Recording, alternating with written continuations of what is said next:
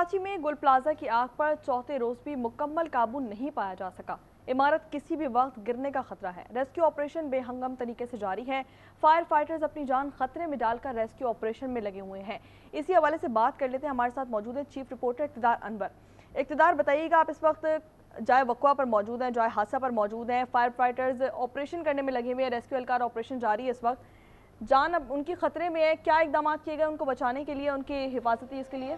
बहुत जनाब, आपका आज चौथा रोज अगर हम कहें कि अमलन शुरू हो गया है और गुल प्लाजा की जो आग है उसकी शिद्दत में कोई भी कमी वाकया नहीं हो रही। पहले दिन से जो कहा गया था कि 90% आग पे काबू है, अभी तक स्टिल वही सूरत हाल है। अब से कुछ देर कबल भी एक बार यहाँ पर आग भड़क उठी थी और अभी आप देख सकते हैं कि धुआं प्रॉपरली एक बार फिर दोबारा यहाँ से शुरू हो गया है। धुएं के बादल काफी ज्यादा है, यहाँ से आग भड़क उठी थी, लेकिन आप देख सकते हो कि इस नारकल पे चढ़ा हुआ फायर फाइटर, कौम का हीरो, कराची का बेटा, किस तरह अपनी जान को खतरे में डालकर धुएं से बेखबर बगैर मास्क के यहाँ पर मुकाबला कर रहा है। वो चाहता है कि आग बुझ जाए। लोगों की तनकीद भी उसे सुननी पड़ रही है, धक्के भी उसे खाने पड़ रहे हैं, लेकिन वो फिर भी आग बुझाने में मगन है। हमारे साथ एक फायर फाइटर भाई मौजूद हैं जो कि पहले दिन से यहाँ पर आए थे। ये हालांकि सरकारी नहीं है, लेकिन फिर भी ये कहते हैं क्या मुश्किलात है। खिजर भाई से पूछते हैं। खिजर भाई, आपका ताल्लुक कहाँ से और क्या अंदर की सूरत हाल है? पाकिस्तान मरकज़ी मुस्लिम लीग शोबा खिदमत खल्क कराची डिवीज़न की मेरी जिम्मेदारी है। हम यहाँ पर अपनी 50+ ट्रेन टीम के साथ मौजूद हैं। वॉलंटियर सैकड़ों की तादाद में, लेकिन ट्रेन टीम हमारी 50+ है। अभी जो आपने बात की है सूरत हाल की, इस वक्त वर्स्ट कंडीशन है। अगर आए कि रेस्क्यू एंड रिकवरी तो बात की बात है। सबसे पहले कूलिंग का अमल इस वक्त चल रहा है। कूलिंग इस वक्त कंप्लीट नहीं हुई है। जो आउटर सरफेसेज है मार्केट के, अभी तक सिर्फ वहीं पर रेस्क्यू काम दाखिल हो सके हैं। अभी भी जो बेसमेंट एरिया है, उसके अलावा जो कोर एरिया है, वहाँ तक नहीं पहुंचा जा सकता। मैं तो ये देख रहा हूँ कि आपके पास तो मास्क मौजूद हैं। क्या मेरे सरकारी बच्चे, मेरे सरकारी भाई जो काम कर रहे हैं, उनके पास भी ये वाली सहूलत है? सर, माजरत के साथ 3 दिन से हम ये चीज़ें देख रहे हैं। लैग ऑफ रिसोर्सेज का यहाँ पर सामना है। रेस्पायरेटर्स लगाए भी नहीं है। जब रेस्पायरेटर नहीं होगा, आप सांस नहीं ले सकते, आप अंदर उस हीटिंग मूवमेंट के अंदर जा नहीं सकते। रेस्पायरेटर के बगैर यहाँ पर हमारे रेस्क्यू काम कर रहे हैं। फायर रेजिस्टेंट सूट्स नहीं है। अगर टेम्परेचर बढ़ रहा है, सांस लेने में दुश्वारी है, उनके पास ऑक्सीजन सिलेंडर्स नहीं है।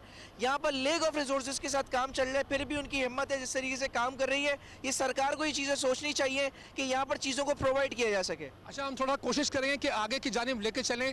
शकील को कहेंगे कि वो कैमरा ट्राइपॉड से निकाले और आगे हमारे साथ चले। थोड़ी सी हमें इसमें प्रॉब्लम होगी, शायद विजुअल हिलें, लेकिन ये दिखाना आपको बहुत ज़रूरी है कि किस तरह जान जोखों में डाली हुई है। जान जोखों में डालकर मेरे जो फायर फाइटर भाई हैं वो काम कर रहे हैं। तनकीद भी सुन रहे हैं, लोगों की बातें भी सुन रहे हैं, लेकिन वो अपने काम करने से जो है वो पीछे की जानिब नहीं हट रहे। बहुत सारी सहूलियात के दावे किए गए हैं यहाँ पर जो है, लेकिन उनको देख सकते हैं। हम एक भाई से बात करने की कोशिश करते हैं। सिर्फ इतना मुझे बताइए कि अंदर की सूरत हाल है क्या? साहब, हाँ कोई है तो, लेकिन अंदर की सूरत हाल है क्या? मालूम नहीं है, साहब बैठे वहाँ पर।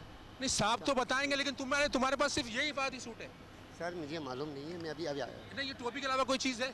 टोपी? इस टोपी के अलावा कोई और हिफाजती चीज़ है? हाँ बिल्कुल है। कोई मास्क का है तुम्हारा? मार्क्स है मेरे पास गाड़ी में। अच्छा, देखिए, अब जाहिर सी बात है, सरकारी चीज़ है, बाज़ औक़ात चीज़ें होती हैं, हम बात करते हैं, बात करने की कोशिश करते हैं। कुछ चमकती टोपियाँ भी हैं, लेकिन कुछ काम करने वाले हज़रात भी यहाँ पर नजर आए। क्या सूरत हाल है इस समय अंदर की? आप यहाँ पर मौजूद हैं। अंदर की सूरत हाल यही है कैमरे की तरफ देखेंगे कि हाथ टाइम अंदर की सूरत हाल ये है कि आग जो है अंदर तकरीबन कूलिंग हो चुकी है, लेकिन क्योंकि 1.25 एकड़ के ऊपर है तो लिहाजा उसकी वजह से प्रॉब्लम हो रही है। अंदर जाने में हीट बहुत ज़्यादा है। जो अपना जिस तरीके से थोड़ा सा आग से ये जो आग से बचाव का सूट है वो ये पहना हुआ है? वो होता है आग से बचाव का सूट ना, कोई भी नहीं होता। पहले मैं आपको ये क्लियर करता हूँ। वो होता है फ्लेम रेजिस्टर सूट, यानी कि हीट से को कम करने वाला सूट। तो अब मकसद कहने का, जब ये ऊपर जा रहे हैं तो साथ स्मोक भी है। स्मोक की वजह से क्या होता है कि नज़र नहीं आ रहा। हम अगर ब्रीदिंग भी इस्तेमाल कर रहे हैं और तो नीचे अभी आप चलें मेरे साथ तो आपको नोयत का मैं आपको सलाम पेश करना चाहता हूँ। एज ए कराचीआइट मैं मानता हूँ कि तमाम दर तनकीद के बावजूद आप काम कर रहे हैं, लेकिन मैं ये देख रहा हूँ कि लड़कों के पास सिर्फ एक टोपी है। क्या वो टोपी ही हिफाजती ट्रैक के खाली हिफाजती सूट है, क्या है? टोपी आप जो कह रहे हैं ये कैप कहता है, इसको कहते हैं बेरेट कैप, सही है। और ये इसके ऊपर लोगो जो है वो हमारी शनाख्त है। हेलमेट नहीं है, ये आपका कहने का, लेकिन जहाँ पर हेलमेट जो अंदर जा रहे हैं उनको हमारी कोशिश होती है हेलमेट के साथ भेजें। कल हमारा जो एक शहीद हुआ फायरमैन फाइटर फुरकान, 25 साल उसकी एज थी, और जी कैप पहन के मलबे तले दब गया। मेरा पिक्चर से हेलमेट है, जी। पिक्चर से इसमें। हाँ मतलब वो हेलमेट पहना हुआ, सूट पहना हाँ, हुआ, मलबे तले हाँ। दब गया बेचारा। तो मलबे के नीचे क्या चीज़ बचती है? कुछ भी नहीं बचता। इतनी हैवी जब मलबा होगा तो कहाँ जाएगा?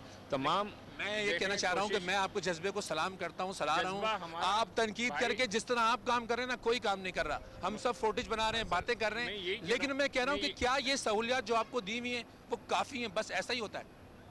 ना तो फायर स्टेशन काफ़ी हैं, सही है, ना तो सहूलियात। कहते हैं कि जितने चीज़ें हों, एक अभी आज जो बिल्डिंग है हमारे पास, जो स्नॉर्कल है, वो भी सिंध गवर्नमेंट ने गिफ्ट कर दी थी, जो कि तकरीबन 106 मीटर है, लेकिन उससे भी बाला बिल्डिंगें बन गई हैं। तो अब मकसद कहने के, जैसे इंसान जिद्दत इख्तियार कर रहा है, जैसे तरक्की कर रहा है, वैसे ही टेक्नोलॉजी को भी तरक्की करनी चाहिए, फायर फाइटिंग सिस्टम को भी तरक्की करनी चाहिए, बुलंद बाला इमारतों में फायर प्रिवेंशन सिस्टम होना चाहिए। अभी पिछले 2 साल पहले जब पारसा में आग लगी और काशिफ सेंटर में आग लगी, तो जिस तरीके से हमने वहाँ पे फायर फाइटिंग की हम जानते हैं। मैं यही तो कह रहा हूँ, मेरे घर वाले फोन कर रहे हैं कि भाई देख के रिपोर्टिंग करो। आपके घर वाले भी तो बोल रहे होंगे भाई नहीं जाना मैं तो अंदर, घर ही नहीं गिर जा रहा। जाएगी बिल्डिंग। मैं तो घर ही नहीं जा रहा ना। 2 से तीसरा दिन हो गया मेरे लोग यहाँ पर मौजूद हैं, और लोग जिनकी शॉप जली हैं, अल्लाह पाक उनको हौसला दे, उनका नुकसान पूरा करे, लेकिन वो फिर भी अपने घर चले आते हैं, वापसी आ जाते हैं। और जिनके प्यारे अंदर हैं वो आपसी आते आगे बोलते कोई काम नहीं कर रही फायर ब्रिगेड।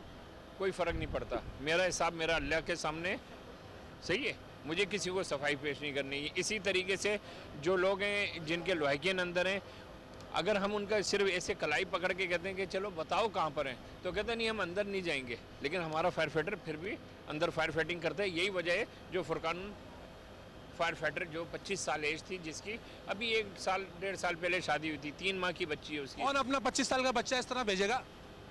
भाई उनके फादर भी शहीद थे। मैं कह रहा हूँ ना, हमारी अगर आप करें 34 शहीद हैं, तमगा शुजात हैं, इसी शहर के लिए, इसी शहर की प्रॉपर्टी के लिए। 3 करोड़ की आबादी में इतनी सी फायर फाइटिंग, बस। ये आपका सवाल बिल्कुल वैलिड है। 1 लाख की आबादी पर अगर एक फायर स्टेशन होता है, उसकी लॉजिक क्या है? उसकी लॉजिक ये है कि रिस्पॉन्स टाइम कम से कम हो जाए। अगर 2 लाख की आबादी पे होगा तो क्या होगा? 10 मिनट। और अगर इससे कहीं आग लग जाए और शहर में? अभी लगी है 10 मिनट पहले कोऑपरेटिव मार्केट में 4थे फ्लोर पे 10 मिनट पहले हमारी गाड़ी पहुंच गई। इसी 2 घंटे पहले सब्जी मंडी में आग लगी है, सुपर हाईवे पे। पूरे शहर का बोझ तुमने उठाया, लेकिन सहूलत तुम्हें है नहीं। हम बस ये अल्लाह की शुक्र है, अल्लाह ताला ने हमें मुंतखब किया है इस शोबे के लिए, वरना तो हर आदमी अपने मकसद का काम देखिए ये लोग असल हीरो हैं, कराची के हीरो, शहर के हीरो, पाकिस्तान के हीरो हैं। एक ऐसा बंदा कि जिसका प्यारा अंदर है, वो अंदर जाने को तैयार नहीं होता, लेकिन ये शख्स अपनी टीम के साथ आज 4था दिन है यहाँ मौजूद है। मैं कराची के आवाम से कहना चाहूँगा, आप तनकीद ज़रूर करें, लेकिन इन लोगों के चेहरे देखें, इनके भी तो घर वाले हैं, इनके भी तो घर वाले कह रहे होंगे यार अंदर नहीं जाना, वो इसलिए घर ही नहीं जाते, अपना फ़ोन भी इस्तेमाल नहीं करते। हमें भी यहाँ पे कह रहे हैं दूर हट जाओ, लेकिन खुद जो है वो आग के अंदर गए हुए हैं। आप बताएं कि इस सारी सूरत हाल हमने देखा, फिर आग लग गई, ये आग बुझेगी भी या नहीं बुझ पाएगी? बिल्डिंग गिरने के बाद ही बुझेगी। मसला ये है कि पहला सवाल तो ये आता है आग लगी क्यों? सही है ना, दुनिया में तो फायर प्रिवेंशन है, ये ही बदनसीब शहर है जो फायर फाइटिंग कर रहा है, वरना वहाँ की कौम, वहाँ के लोग, वहाँ के शहरी, वहाँ के बिजनेसमैन इतने शऊर ज़रूर रखते हैं। अगर वो 1 करोड़ का बिजनेस करते हैं तो 10,000 सेफ्टी पे ज़रूर लगा देते हैं। लेकिन अगर यहाँ तो तुम्हें 10 रुपए भी नहीं मिलते होंगे। मैं अपनी बात नहीं कर रहा, अपनी प्रॉपर्टी पे लगाएं। फायर फाइटिंग के बाद एक पेमेंट भेजी जाती है ना कि यार इतना पानी खर्च हुआ है, ऐसा भी होता है ना शहर में? नहीं नहीं, ऐसा कुछ भी नहीं है। मैं बता रहा हूँ कि ये बस पागल लोग हैं इतना ही कहूँगा ये। अच्छा, बिल्डिंग वाले कहते हैं हमारे पास तो बड़ा बेहतरीन निज़ाम था, 500 सिलेंडर थे, सूट थे, फायर बॉल थे, कुछ था अंदर? जब हमने यहाँ पे इंक्रूजमेंट थी बाहर, यहाँ से एसओपी की वायलेशन। अच्छा, मैं सॉरी, मैं आपको तारुफ भूल गया, नाम तो अपना बता दें। Mohammad Humayun Khan, chief fire officer Karachi. मैं यही नाम जवाब दे रहे थे। हुमायूं भाई, 16 गेट खुले हुए थे, लोग भाग नहीं सके? आप बताएं क्यों नहीं भागे? आपने बांधा होता। इसका मतलब गेट नहीं खुले हुए थे ना? गेट नहीं खुले हुए थे, और अंदर जो ये 2.25 एकड़ के ऊपर है, हमेशा आप शॉपिंग सेंटर जाते हैं, कुछ लोग कहते हैं चलो अंदर की मार्केट से लेते हैं, बाहर महंगा होगा अंदर सस्ता होगा। तो इट्स मीन जब ये फायर हुई है 1200-1500 दुकानें हैं, जब गाड़ियों ने यहाँ पे रिस्पांस किया है, तो जिस तरीके से क्राउड यहाँ पर मौजूद था, उस क्राउड को फेस करना हर एक के बस की बात नहीं है। मुझे ऐसा लगता है कि जितनी मेरी उम्र है उतना आपका एक्सपीरियंस है। कराची में जितने शॉपिंग सेंटर में आज तक आग लगी, कहीं कोई फायर फाइटिंग का निज़ाम था? मैं यही बात समझाने की कोशिश कर रहा हूँ आपको कि अगर हम प्रिवेंशन की तरफ जाएं तो इस तरीके के वाक़या ना हो। आज तक कराची क्या दुनिया में खुद आग नहीं लगी है। आग या तो लगाई जाती है या निग्लिजेंसी, लापरवाही होती है। उस निग्लिजेंसी को हमें पॉइंट आउट करना चाहिए। असल मैसेज लोगों तक पहुंचना चाहिए कि अगर आप अपना कारोबार कर रहे हैं तो इलाकाई नंबर, इमरजेंसी नंबर रख लें। मेरी पहली बड़ी आग थी पीएनएससी की बिल्डिंग, आपको याद होगा, उसमें आग लग गई थी। फिर साइड की बिल्डिंग में आग लगी, डॉलर्स फैक्ट्री, बर्जर फैक्ट्री, और पता नहीं कहाँ आग लगने का सीजन आया था। कहीं कोई निज़ाम था आग बुझाने का? फिर वही सवाल, मैंने फिर वही जवाब दिया ना कि मकसद कहने का कि अगर ये प्रिवेंशन की तरफ जाएं तो हमारे इतना काम नहीं है। और हमने इनको बाकायदा जितने भी अपने बिजनेसमैन हैं जिनको सबको हमने लेटर दिए हैं। अभी मैंने आपको ने मेरी बात जो है डिस्कनेक्ट कर दी थी। 2023 और 24 में जो है मेयर कराची मुर्तज़ा वहाब साहब ने जो है, एक सेकंड,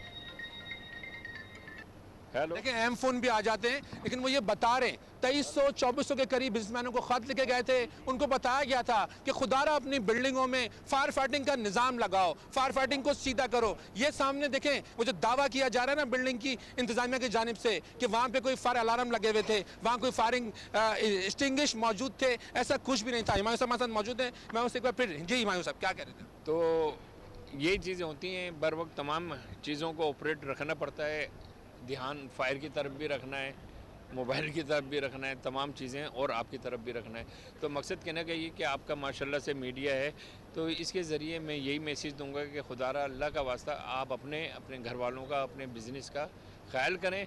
और कोई भी कारोबार शुरू करते हैं तो कोशिश ये करें कि फायर ब्रिगेड से रब्ता करें, और जो भी ज़रूरी अरेंजमेंट है, हमारे जो स्टेशन अफसरान हैं माशाल्लाह से, मेरी अपनी सर्विस 35 साल हो चुकी है, तो जो भी हमारे अफसरान हैं वो हर 24 आवर्स अवेयरनेस देने के लिए तैयार हैं। मैं ठीक अवेयरनेस की बात करता हूँ। इस निशान के लिए वो कैप पहनते हैं, बेचारे ऊपर चले जाते हैं, और सबसे बड़ी हिफाजत बेचारे यही समझ रहे हैं तुम्हारे लड़के इस वक्त। नहीं, ऐसा नहीं है। मैंने आपको पहले भी अर्ज़ किया ना कि अगर फुरकान की भी तस्वीर दिखा दो मोबाइल में मेरे, तो अल्हम्दुलिल्लाह वो हेलमेट ही पहना हुआ था। लेकिन जहाँ पर एक हमारा एक्सपीरियंस होता है, जैसे आपकी भी एक लाइफ का एक्सपीरियंस है, मुझे मालूम है ये चीज़ गिरेगी या नहीं गिरेगी, लेकिन जैसे ही डेंजर जोन आता है हम तुम्हारे जो भी हमारा पर्सनल प्रोटेक्टिव इक्विपमेंट है हम उसको लाजमी इस्तेमाल करते हैं।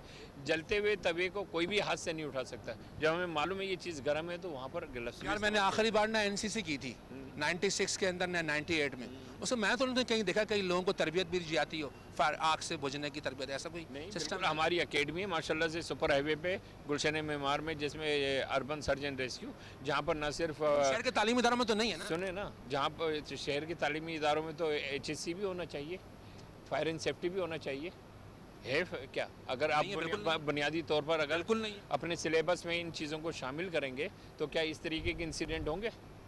जो बच्चा शुरू से ही फायर एंड सेफ्टी पढ़ेगा तो उसके इंसिडेंट के बाद ये कह दो यार फायर ब्रिगेड लेट आई थी इसलिए आग लग गई। फायर ब्रिगेड कह देने से थोड़ी लेट हो जाती है। ज़रूरी है किसी भी स्टेशन के, मैं तो यहाँ खड़ा हूँ ना, आप नाजवान चले जाएं, आप सदर चले जाएं, आप मलिर चले जाएं, किसी भी स्टेशन के बाहर खड़े हों, एक फेक इत्तला दे दें, मैं आपको परमिशन दे रहा हूँ, आप देखें कितनी देर में गाड़ी आउट हो रही है।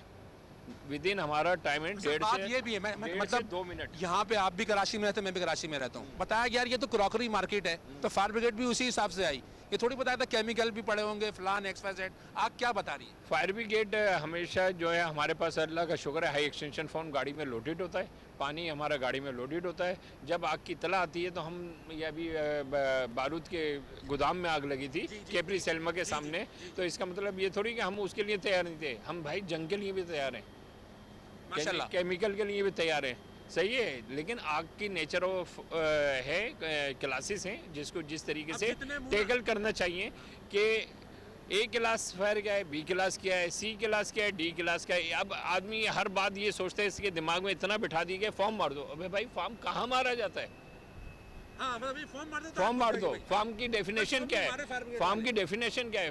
फॉर्म गिर के करता क्या है भाई? वो ऑक्सीजन कट ऑफ करता है और वो लिक्विड फायर पे इस्तेमाल होता मारने है। से जो बंदा अंदर वो जिंदा होकर मर जाएगा वो। सुने, नहीं नहीं ऐसा नहीं है। सांस बंद हो जाएगा। नहीं नहीं, अगर कोई पेपर, कोई गत्ता, कोई कागज़, कोई इस तरीके की वेस्टेज या सामान है तो उसको कूल किया जाता है, ठंडा किया जाता है, वो पानी से ही होता है।